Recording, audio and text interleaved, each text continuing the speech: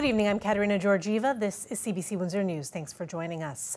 There is frustration and confusion over new rules about parking in the downtown core. Jason Vio explains in our top story.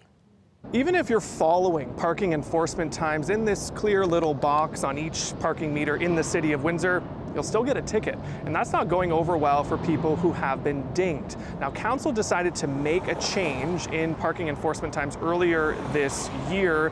Instead of it being free after 6 p.m., that's been pushed back an hour. Now, that change officially came into effect on June 1st. And that's when a city spokesperson says people were getting warning notices on their vehicles. But 9 days later, on June 10th, that's when monetary enforcement began. And it's not just these 2 meters that have the wrong signage inside. It's this one. These 2 are wrong as well. And these 2. Even these meters in downtown Windsor don't have the correct signage. In fact, today I haven't seen any that do. Nobody from the city was available for an interview on this, so it's unclear how these changes were communicated to the public, why these signs have not been changed, and why people continue to get tickets, even though, according to these signs, they're following the rules. Downtown Councillor Ronaldo Agostino says it'll take some time to make these changes. And if anybody gets a ticket over the next week or 2, just send it in, call 311, understand that you're going to get a letter probably on your car saying, hey, you know, this is what's happening here. I'm sure it's going to be across the board for a certain period of time to help out everybody, right? Like, there's always going to be times of transition, but the city's willing to work with everybody on this one. Someone reached out to us after getting this $30 ticket at 6:17 for not paying at a meter near the University of Windsor. They said they called 311 and were directed to dispute the ticket. Agostino says he was told the city should be canceling those tickets for people in these situations, but the city hasn't said to us if that's a widespread policy. As of Friday, that city spokesperson says 53 tickets have been issued to people who didn't pay between 6 and 7 p.m., even though these meters say you don't have to. Jason Vio, CBC News, Windsor. Now, we did hear from the city stating that all of the parking meters across the city have been individually updated with the new times and that there might be a small number of meters that were inadvertently missed. Activists from Windsor are among the dozens detained in Egypt as they prepare to take part in a peaceful protest marching to the border with Gaza. The goal was to draw international attention to the crisis there and demand the opening of a humanitarian corridor to allow aid to go through.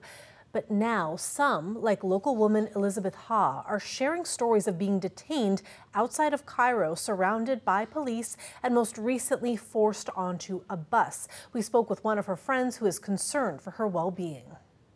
Of course, I'm worried. I hope that this process is negotiated in a way where these peaceful activists from around the world are able to express themselves in a free and open way. And that they are able to bring aid into Gaza. It's been 20 months and our governments have done nothing. And when they fail, the people have to step in. There's nobody else who's going to do it. This is what his friend shared on Facebook earlier today before being placed on a bus. Egyptian authorities have also been deporting activists, previously having warned that only those with authorization would be allowed to travel the planned march route. Organizers of the march said as of yesterday, 170 participants had been delayed or detained. Israel's campaign in Gaza has killed more than 55,000 people, most of them women and children. And we also received an email from Paul Chislett, the Windsor man who traveled to join the march along with his wife. He says that he has also been detained, penned in a small area at a gas station after authorities took their passports away. He says they are safe and standing firm to stay. Khalil Hassan Ali joins us now for our first look at weather. Khalil, took a turn today, a little gray, a little rain. A little bit of rain, yeah. Not like the last couple of days, which we saw in terms of the weather, but Hopefully there's going to be a shift, but it won't be right now. So I'll get to that at the moment. So we're looking at, unfortunately, in the next 24 hours, which is going to be pretty unsettled. More so in the next 12 to 18 hours where you'll see a brunt of that. Dry weather for Father's Day, sunny, and then rising temperatures after that. So in terms of what is going to be that rain coming down, we've already seen a little bit of light rain. That's going to be the brunt of it overnight tonight. And then it is going to be clearing out through the late part of the morning, which is really nice. And then there's going to be, once again, a warm up for Father's Day. Awesome. Thanks so much, Khalil. Okay. Now, while today wasn't the most summery of days, summer weather in general might make you so happy that you want to dance. Well, if that is you, there is a weekly event on the riverfront that might be perfect for you. CBC's Dalson Chen has more. Being around people with just the best energy. I mean, how could you be upset while you're dancing? You know, it really transforms the day for you. If you've ever been interested in dancing before, if this is something that you've ever thought to yourself, like, I would want to try dancing, this is the opportunity, this is the place to be right now. Leslie Ventimiglia is one of the organizers of Windsor's Salsa and Bachata, a group that's been promoting community dancing events since 2017. During the summer, the group holds free salsa lessons and dances every Wednesday night on the riverfront at Coventry Gardens in the Peace Fountain area. According to co-organizers Ashley Boudreau and Adamo Ventimiglia, total beginners are welcome. We're always glad to see new people, see new faces, and it's great for everyone who wants to come out. I would say our community is very welcoming and safe, that you don't need a partner, that everyone is welcome. It doesn't matter if you've danced before or not. We're here to teach you because we want the community. There's all age groups here. I think no matter how old you are, moving and dancing is good for you. Those salsa evenings have gotten increasingly popular. Crowds bigger than 50 are common, and the group's monthly socials attract even more people. Ryan Olette said he had never danced before, but he wanted to try it for his fiancée, Christina Bigelow. I told him that at the start of the relationship that if it was a forever thing, he needed to learn how to dance.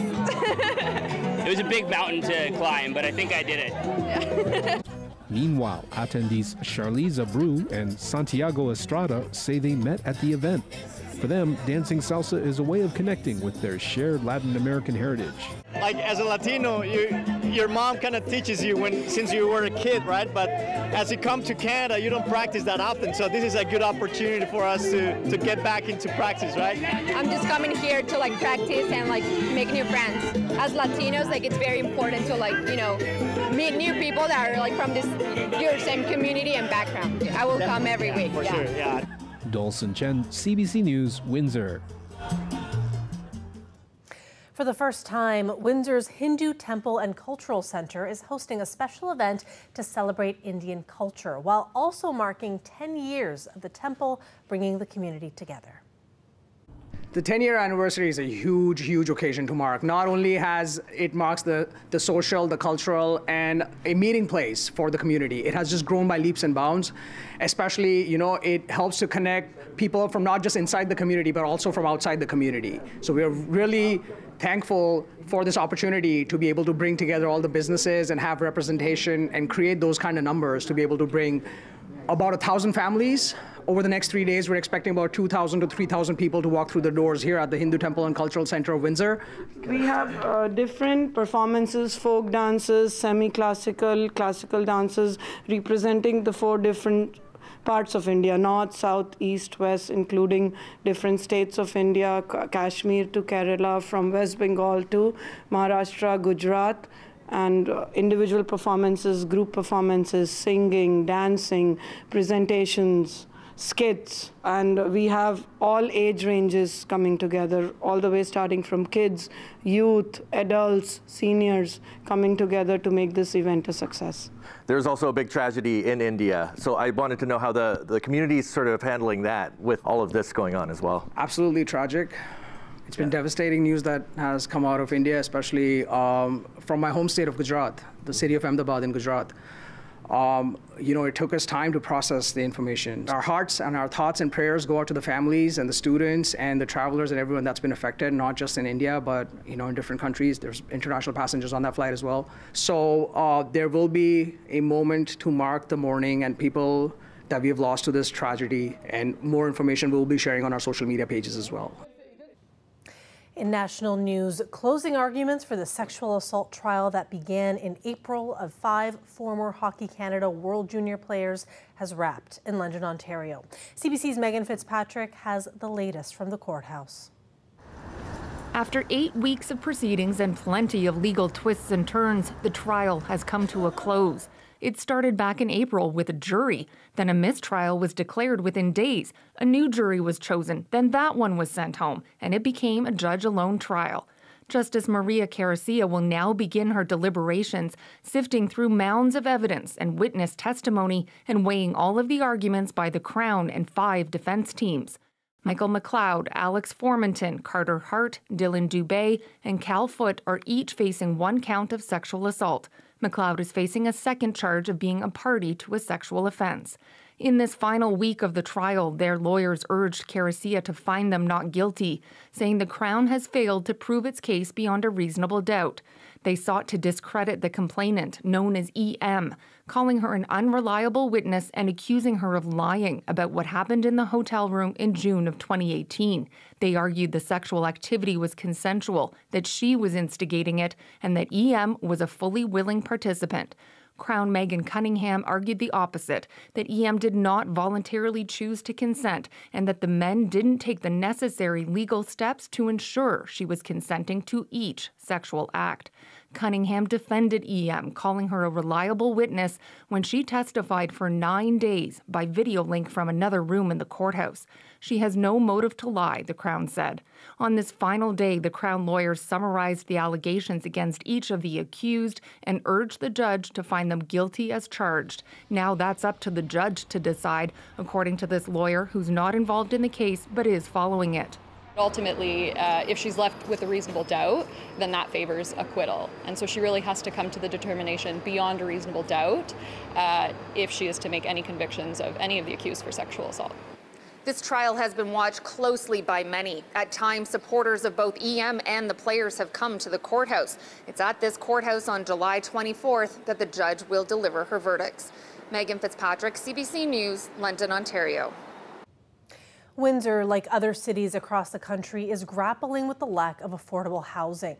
Now, British Columbia has launched a program that aims to help keep renters who face eviction in their homes. The federal government is looking to do something similar nationally. But as Lindsay Duncombe tells us, while some tenants may like the program, critics believe it doesn't address the main issue that is fueling the crisis.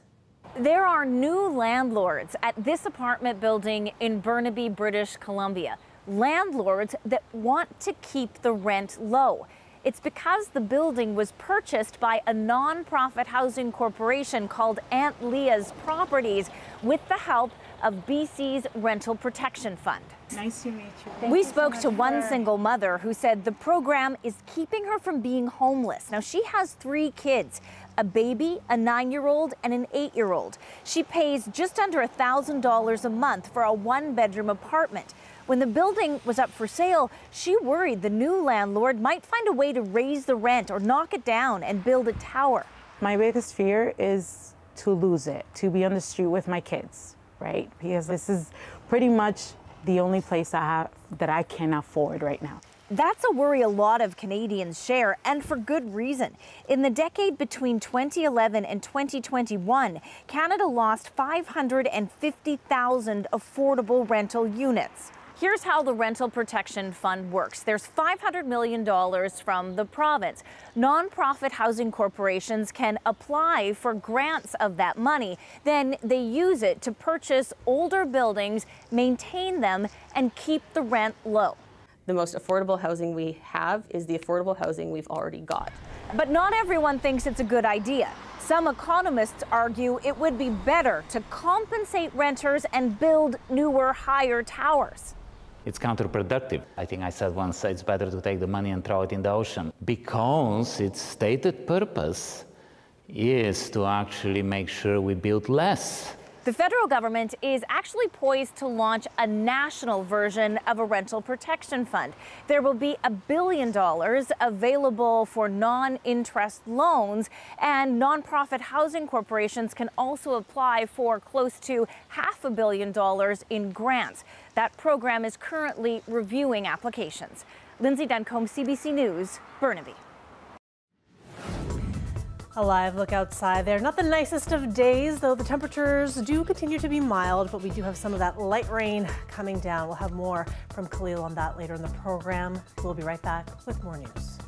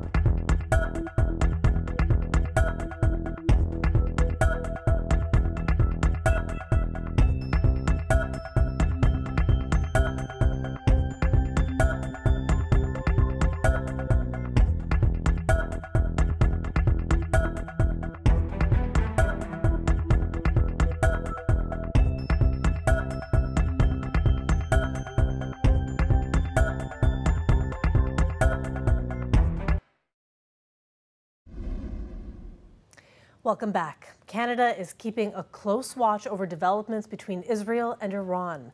Foreign Affairs Minister Anita Anand says Israel has the right to defend itself, but Canada wants to see de-escalation. As Kate McKenna reports, it is happening as world leaders are set to meet Sunday at the G7 summit in Alberta. As the world becomes more dangerous, Canada is set to take center stage, hosting the G7 next week. The G7 might be an occasion for those countries to speak a common voice and say that there must be no escalation in this conflict. Canada's foreign minister says Israel has the right to defend itself, but calls for de-escalation. The concerns relating to potential escalation are real, and the key is going to be to de-escalate and to reach a negotiated solution. The minister has called on all sides to de-escalate the situation, to get to the table to talk. We need to have a real and lasting peace, and that can only happen if people are talking with each other. The official opposition stands steadfast behind Israel. Israel has a right to defend itself, including by disarming Tehran's nuclear program.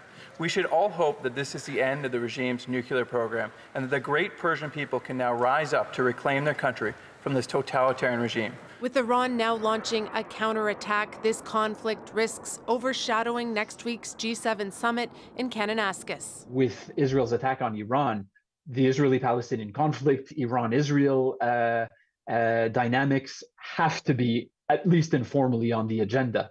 And here there is scope for disagreement, there is scope for tension to rise. So if anything, it makes Prime Minister Carney's job way more complicated than it already was. I mean, the issue of the Middle East would always be on the agenda of a G7 meeting. So absolutely, but the issues of prosperity, security, and all of the other issues that the Prime Minister will bring will have to be talked about. Next week's G7 was already expected to be one of the most consequential in years, with a focus on war and peace, energy security, and building international relationships. Kate McKenna, CBC News, Ottawa. Investigators have recovered the flight data recorder from the plane that crashed Thursday in India. More than 240 people were killed when the Boeing Dreamliner went down after takeoff. Salima Shivji reports. The ambulances line up in the oppressive heat, one by one, gathering the remains of the still unidentified crash victims in yellow body bags, moving them to cold storage. The smell of loss lingers everywhere as families wait for news and hand over their DNA. The brutal heat of the crash and its wreckage left many of the victims unrecognizable. Only a small handful of bodies have been returned to their families so they can begin to grieve. The rest need DNA test results in order to be identified. For Imtiaz Ali Syed, it's an excruciating wait. His brother, sister-in-law, and the couple's 2 young children were all on board the doomed flight, and he's struggling to process it. I am not yet now. I am not imagining that he is dead. I am really seeing that from somewhere he will come and he will ask me that whether I am here for you. Recovery efforts continue at the crash site where more than 240 people died, including Canadian dentist Nirali Patel, and the investigation is intensifying. One black box has been found. The flight data recorder holds crucial clues for investigators who are looking at possible issues with the aircraft's engine thrust and landing gear to figure out what led it here. India's Prime Minister got a look at the destruction the plane left behind the morning after the disaster and spoke with the lone survivor, the miracle man who somehow walked away from the crash. I saw people dying right in front of my eyes, Vishwash Kumar Ramesh told the national broadcaster. I can't believe I got out alive. A hole in the fuselage providing him an escape from the worst plane disaster India has seen in decades. Salima Shivji, CBC News, Ahmedabad, India. We will have Khalil with us after the break with your weekend weather forecast. Stay with us.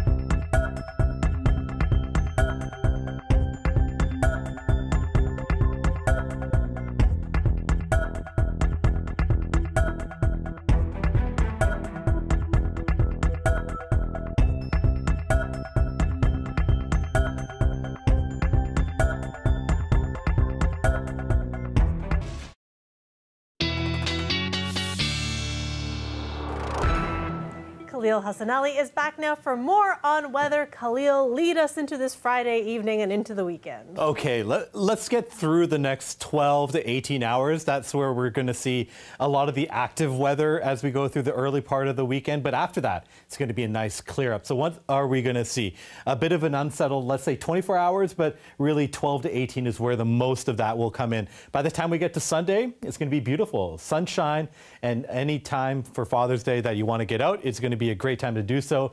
And then the temperatures bump up once again. So we were at 30 degrees on Wednesday. Looks like by the middle of next week, Tuesday, Wednesday, we could be back up towards 30 degrees. So that is some great news. So what are we looking at in terms of our current temperature? 19 degrees in Windsor, 18 in Toronto, and then 16 through Halifax. Look at St. John's, just 5 degrees above zero. So that is quite cool at this time. A little bit warmer out west right now because it is still the middle of the day for them. Current temperatures, once again, 19 degrees, as we mentioned here in Windsor, and then it's also going to be a little bit warmer once you go towards London and Goderich. They're sitting still above the 20-degree mark right now. Overnight tonight, you see that green. What does that mean? That means some precipitation, some rain coming down. There's about a 30% chance of that to come through the overnight hours, and that is where the brunt of the rain is going to start through the overnight hours and continue through tomorrow morning. Once we get past tomorrow morning, that's when it does start to pick up. So we're looking at, once again, 2, 3 in the morning. It's going to be quite heavy over top of the city. And once we get to about 7, 8 o'clock, it does start to clear itself out. So once you get to the noontime, it should be all dry and everything should be pretty clear after that. And then you see the cloud cover also start to recede away. Then there's going to be a pretty nice Sunday in store for Windsor and southwestern Ontario. Over that, tomorrow afternoon, once we get past the rain, it's going to be quite heavy in the morning, maybe about 10 to 15 millimeters we could expect in the morning time. But once again, we get past noontime, that should all be done. So 24 for Windsor, 24 in Leamington, a bit warmer up towards Sarnia, and no rain expected there. As our outlook for the next 5 days, once we get past that rain on Saturday, once again, a beautiful Sunday in store for Father's Day, 25 degrees. Monday, even better, 28. Once we get back towards Tuesday and Wednesday, I mentioned we were get up towards the 30-degree mark, but there is going to be a chance of some overcast skies and also a little bit of precipitation, a little bit of rain coming down as well. But that's still a long ways away. Let's enjoy the weekend ahead of us. Exactly. One thing at a time. Of course. Thank you so much, Khalil. Thanks, everybody, for watching. Have a fabulous weekend and a very happy Father's Day.